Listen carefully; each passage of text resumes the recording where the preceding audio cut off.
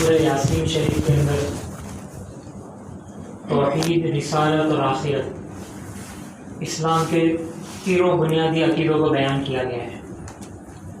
انک لمن المرسلین، اس میں رسالت کو بیان کیا گیا کہ حضرت محمد صلی اللہ علیہ وسلم اللہ کے رسول ہیں، اور باقی صورت میں تفصیل سے توحید اور آخرت کو بیان کیا گیا ہے۔ اللہ تعالیٰ نے اپنی قدرت کی نشانیاں بیان کی ہیں، چاند، ستارے، زمین، آسمان، سورج اور دوسری بہت ساری چیزیں، بلکہ خود انسان کا وجود یہ بھی اللہ کی قدرت کی نشانی ہے۔ تو اس کو اللہ نے تفصیل سے سمجھایا ہے کہ کوئی بھی انسان اگر غور کرے گا تو پھر وہ اللہ کے ساتھ کسی کو شریک نہیں کرے گا۔ اور اللہ نے یہ واضح کیا ہے کہ جو یہ قدرت والا ہے، ان چیزوں کا بنانے والا ہے، وہ اپنے نظام کے چلانے میں کسی دوسرے کا محتاج نہیں ہے، اس کا کوئی شریک نہیں ہے، اس کا کوئی پارٹنر نہیں ہے۔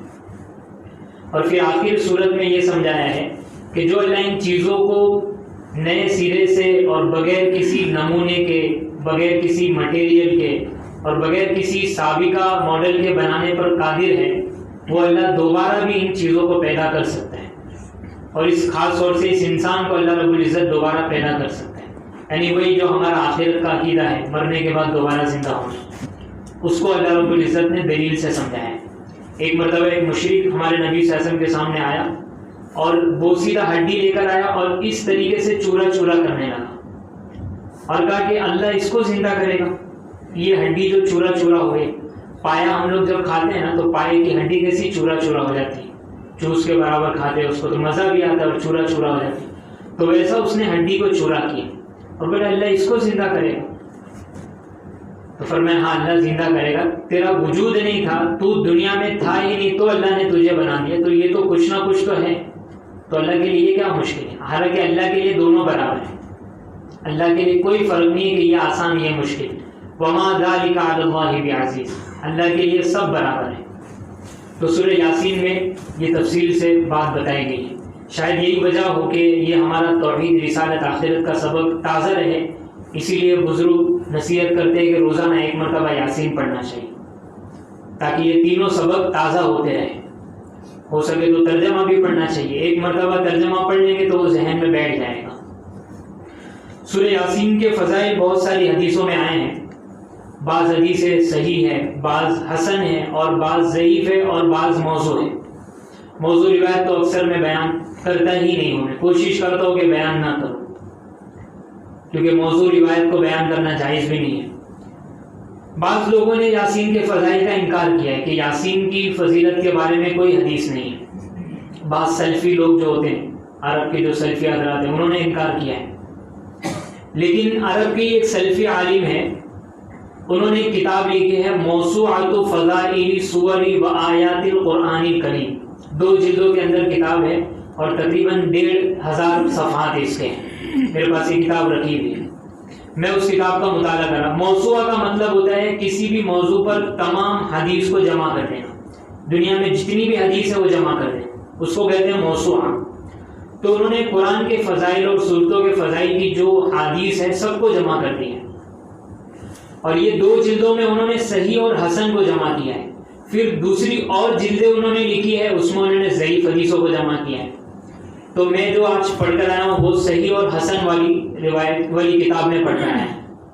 تو یہ ساری بہت ساری فضیلتیں، آپ خلاصہ یاد رکھیں یاسین کے فضائل کا کہ ایک تو مغفرت ملتی ہے، نمبر 1 مغفرت، نمبر 2 حاجت پوری ہونا، ضرورت پوری ہونا، اور نمبر 3 سہولت، کاموں کے اندر آسانی ہونا، سہولت ہونا، اور نمبر 4 روح کے نکلنے کے وقت سہولت، روح کے نکلنے کے وقت آسانی، اور نمبر 5 کفایت، یہ صورت کافی ہو جاتی ہے پڑھنے والے کو، اور نمبر 6 حفاظت۔ یہ 6 فضائل آسان لفظوں میں یاد رکھنے کے لیے، نمبر 1 مغفرت، اور نمبر 2 سہولت، اور نمبر 3 روح کے نکلنے کے وقت سہولت، آسانی، اور نمبر 3 حفاظت، نمبر 4 حفاظت، نمبر 5 کفایت، اور نمبر 6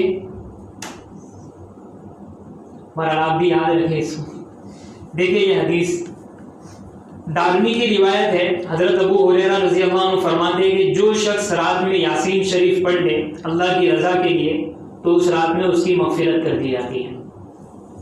حدیث حسن ہے یہ۔ اور اسی طرح معقل بن یسار رضی اللہ عنہ فرماتے ہیں کہ نبی کریم صلی اللہ علیہ وسلم نے ارشاد فرمایا، سورہ بقرہ قرآن کریم کا بلند حصہ ہے، قرآن کریم کی چوٹی ہے، سنام القرآن، اور اللہ لا الہ الا هو الحی القیوم یعنی آیت الکرسی عرش کے نیچے سے خاص خزانے سے نکالی گئی ہے، اور سورہ یاسین قرآن کا دل ہے۔ یہ تو آپ نے سنا ہی ہوگا، سورہ یاسین قرآن کا دل ہے۔ جو شخص اللہ کی رضا کے لیے اور آخرت کی نیت سے، جنت کی نیت سے سورہ یاسین پڑھتا ہے اس کی مغفرت کر دی جاتی ہے۔ اور فرمایا کہ لوگوں سورہ یاسین کو اپنے مردوں پر پڑھا کرو، یعنی موت کا وقت جب قریب ہو، روح نکلنے کا وقت جب قریب ہو تو ان کے اوپر یہ سورہ یاسین ان کے پاس بیٹھ کر پڑھا کرو۔ یہ مسند احمد کی روایت ہے، اور امام نسائی نے کتاب الیوم واللیلہ میں اس روایت کو نقل کیا ہے، یہ بھی حدیث حسن ہے۔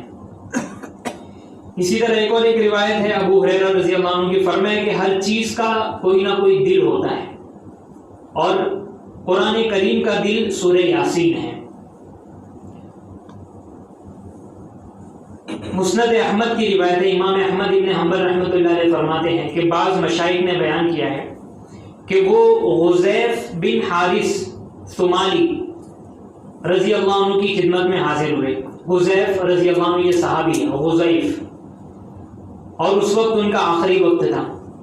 تو انہوں نے پوچھا، جو حضرات ان کے پاس بیٹھے ہوئے تھے ان سے پوچھا، کیا تم میں سے کوئی یاسین پڑھ سکتا ہے؟ تو ایک صاحب تیار ہوئے اور وہ آگے بڑھے اور ان کے پاس بیٹھ کر یاسین پڑھنے لگے۔ جب 40ویں آیت تک پہنچے، 80 سے زیادہ کچھ آیتیں ہیں یاسین میں، 40ویں آیت پر پہنچے تو ان کی روح قبض ہو گئی، وہ صحابی رضی اللہ عنہ کی۔ مشائخ فرماتے ہیں کہ میت کے سامنے، یعنی میت کے سامنے کا مطلب جس کی روح نکل رہی ہو، تو جس کے روح نکلنے کا وقت قریب ہو، جان نکلنے کا وقت قریب ہو، اس کے پاس بیٹھ کر اگر یاسین شریف پڑھی جائے تو روح نکلنے میں آسانی ہوتی ہے۔ مجھے ایک واقعہ یاد آ رہا ہے، آج سے 3-4 سال پہلے کی شاید بات ہے، ہماری بلڈنگ میں ایک صاحب کا انتقال ہو رہا تھا، بزرگ تھے، نیک تھے ماشاءاللہ، متقی پرہیزگار۔ تو ان کے گھر والوں نے مجھے بلایا کہ دیکھیں ان کے کیا تکلیف بہت زیادہ ہو رہی ہے، آپ کچھ دم کر دیجئے۔ اندازہ ہوا کہ ان کے روح نکلنے کا وقت قریب ہے، تو میں نے بیٹھ کے ان کے سامنے یاسین ایک مرتبہ پڑھا اور پھر میں آ گیا۔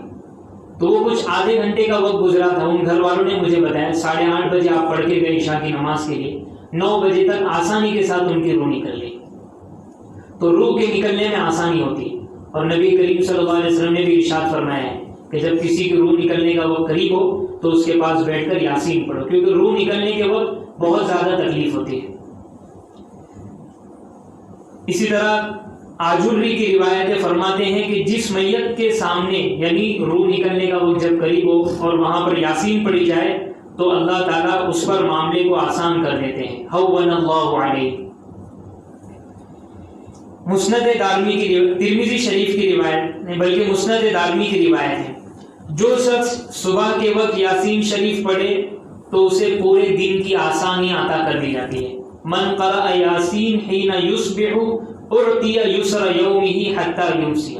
صبح کو اگر یاسین شریف پڑھ لے تو شام تک کے لیے آسانیاں دیتی جاتی ہے، اور جو رات کے شروع کے حصے میں یاسین پڑھ لے، ومن قرأها فی صدر لیلۃ، رات کے شروع کے حصے میں یاسین پڑھ لے تو اسے صبح تک کے لیے آسانیاں دے دی جاتی ہیں۔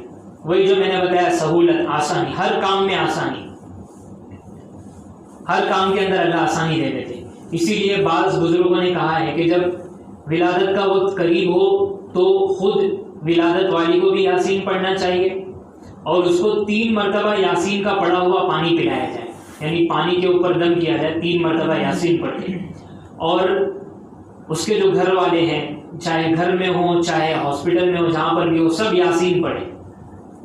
میرے ذہن میں اس وقت 20 سے زیادہ واقعات ہیں، اور وہ واقعات ہیں جو میرے سامنے پیش آئے، سامنے یعنی جن کے ساتھ یہ واقعات پیش آئے میں ان کے ٹچ میں تھا، خود میرے گھر میں بھی یہ واقعہ پیش آئے۔ آپ یقین مانیں آدھے گھنٹے کے اندر اللہ نے آسانی کے ساتھ ولادت کا عمل گزار دیا۔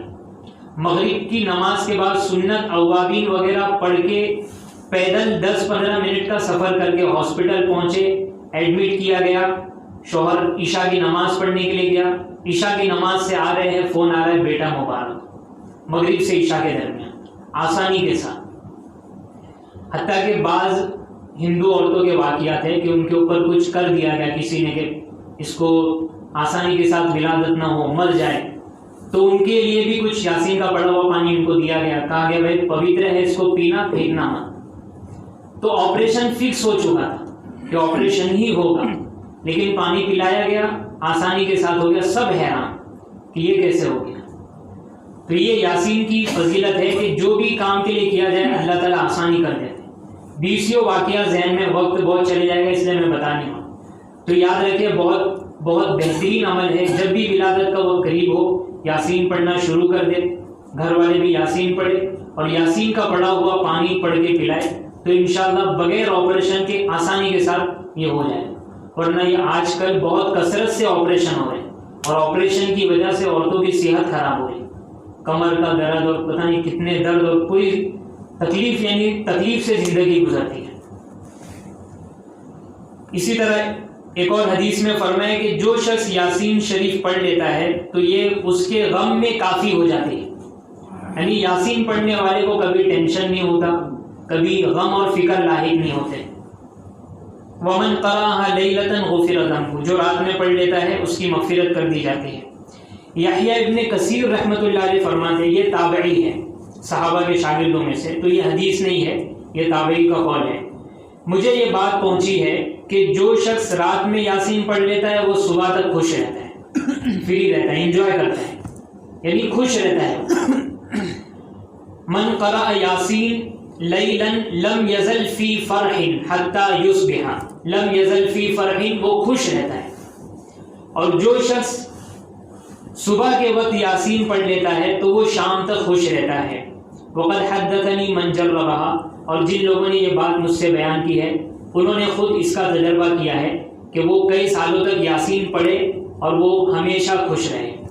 میں نے ایک مرتبہ پہلے بھی واقعہ بتایا تھا، قاری امیر حسن صاحب رحمۃ اللہ علیہ بزرگ گزرے ہیں، 90 سال سے زیادہ ان کی عمر ہوئی تھی، وہ 70 سال تک انہوں نے یاسین پابندی سے پڑھی، ایک بھی دن نہیں چھوڑا، 70 سال تک روزانہ۔ اس کی برکت یہ تھی کہ اللہ نے ان کی زندگی میں، ان کی عمر میں، ان کے مال میں، اولاد میں، صحت میں، ہر چیز میں اللہ نے ان کو برکت دی۔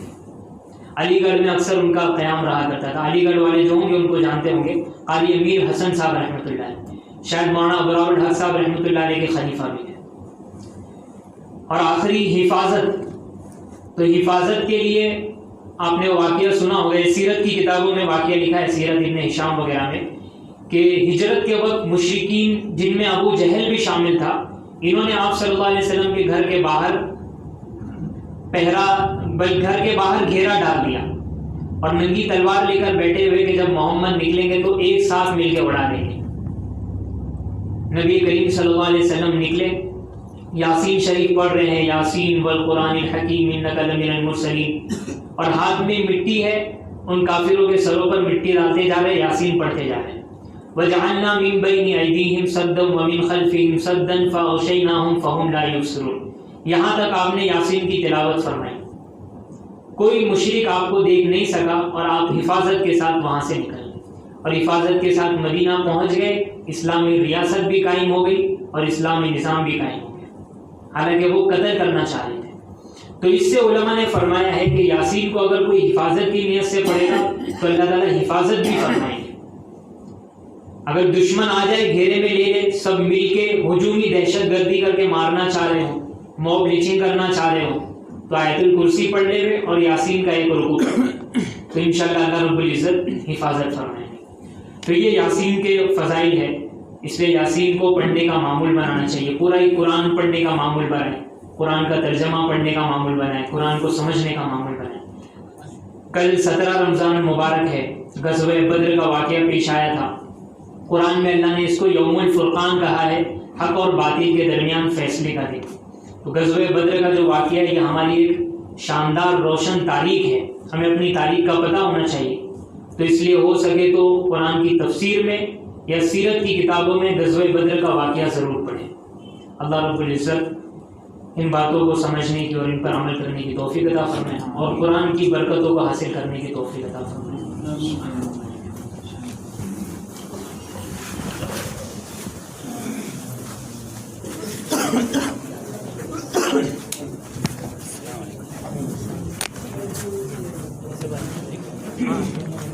اصل میں اشارے لکھ حوالہ دینے میں غلطی نہ ہو.